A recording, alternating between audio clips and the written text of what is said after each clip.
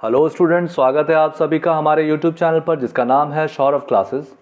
आज मैं मध्यकालीन भारतीय इतिहास से मुगलों की स्थापत्य एवं चित्रकला इस विषय को लेकर हाजिर हुआ हूं। तो चलिए शुरू करते हैं।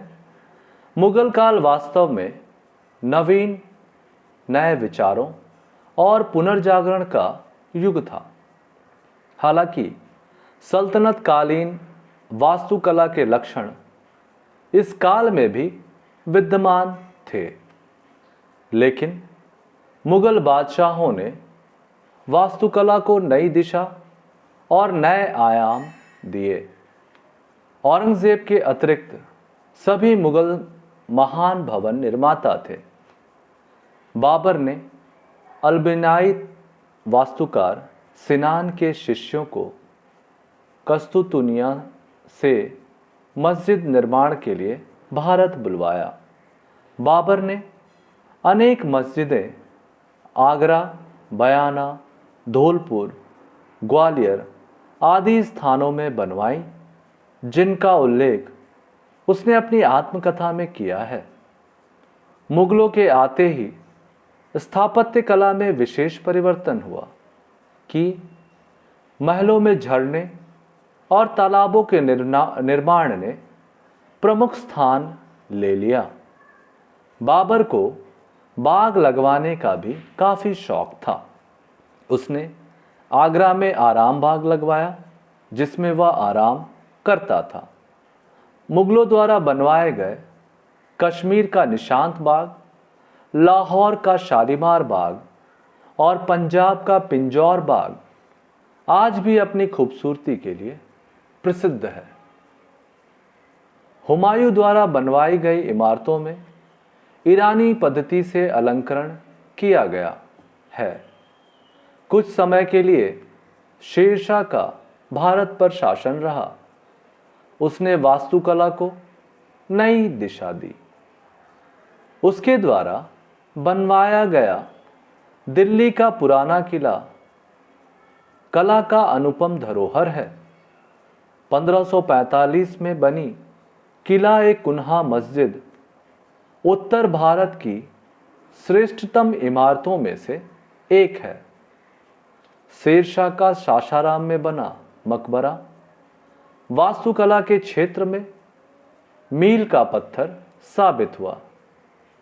इसी को आदर्श मानकर हुमायूं के मकबरे और बाद में विश्व प्रसिद्ध ताजमहल का निर्माण हुआ। अकबर के बादशाह बनते ही स्थापत्य कला के क्षेत्र में अत्याधुनिक विकास हुआ। अकबर के पास बड़े पैमाने पर निर्माण कराने के लिए असीमित साधन और पर्याप्त समय था। अकबर ने बड़ी बड़ी इमारतें तो बनवाई, साथ ही साथ विलास मीनारे, सराय, स्कूल और तालाब भी बनवाए।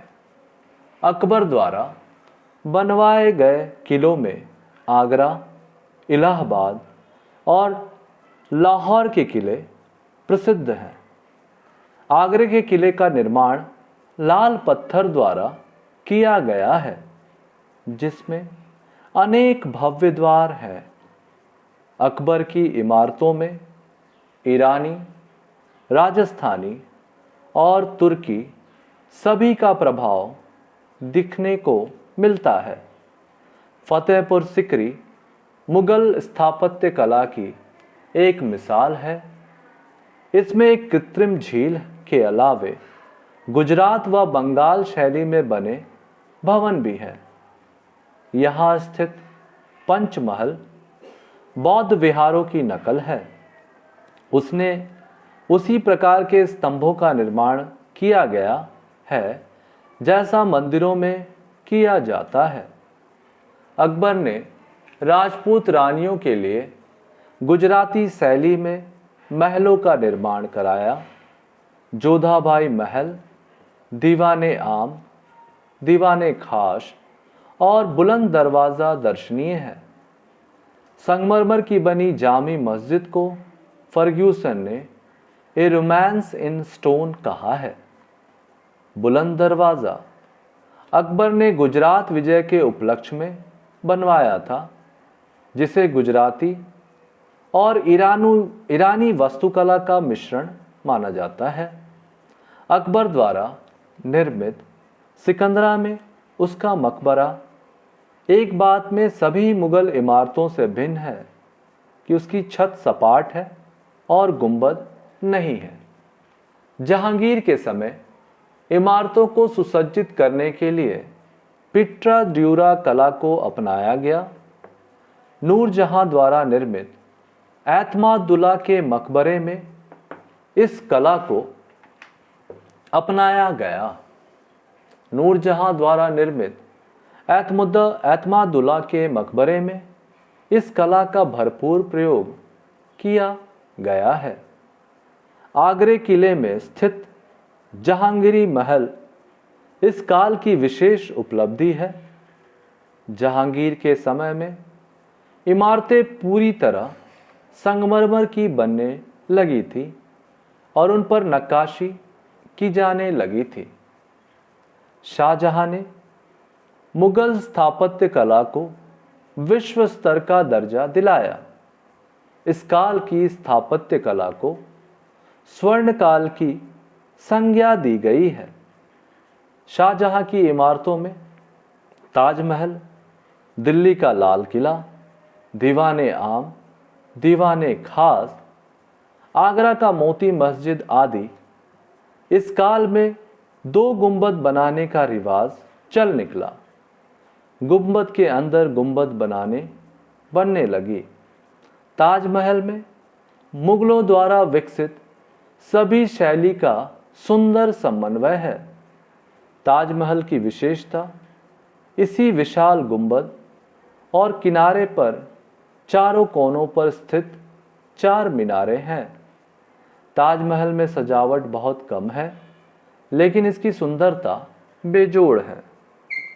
औरंगजेब के काल में स्थापत्य कला के क्षेत्र में कोई प्रगति नहीं हुई। उसने केवल दिल्ली स्थित मोती मस्जिद का निर्माण करवाया। इसके बाद भी इमारतों का निर्माण होता रहा, लेकिन उनका वो स्तर नहीं रहा जो महान मुगलों की स्थापत्य कला का था। अब हम इसकी चित्रकला देखेंगे। मुगल काल में चित्रकला को प्रोत्साहन मिला। इस काल की चित्रकला का शुभारंभ अब्दुस समद तथा मीर सैयद अली नामक चित्रकारों से हुआ, जिन्हें अपने निष्कासन काल में हुमायूं ने काबुल में नियुक्त किया था, किंतु इनका संगठन अकबर के काल में हुआ। अकबर की चित्रकला के प्रति विशेष रुचि थी।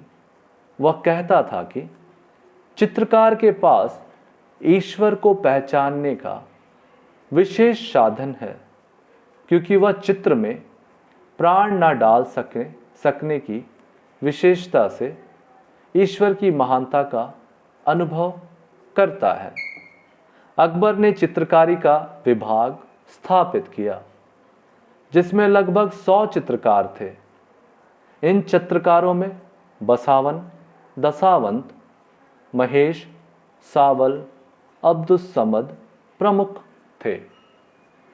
अकबर के काल में इन चित्रकारों ने बाबरनामा, अकबरनामा, रामायण, महाभारत तथा कई अन्य पुस्तकों को चित्रित किया।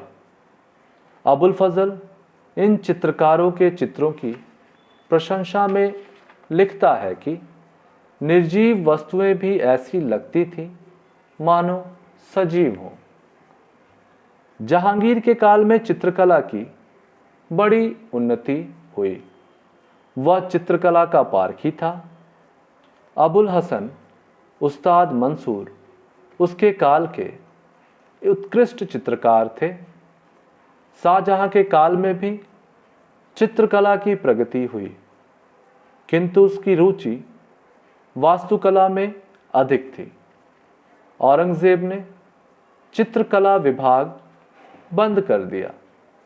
चित्रकार मुगल उमराओं के पास चले गए अथवा बाजारों में बैठकर आम लोगों के लिए चित्र बनाने लगे।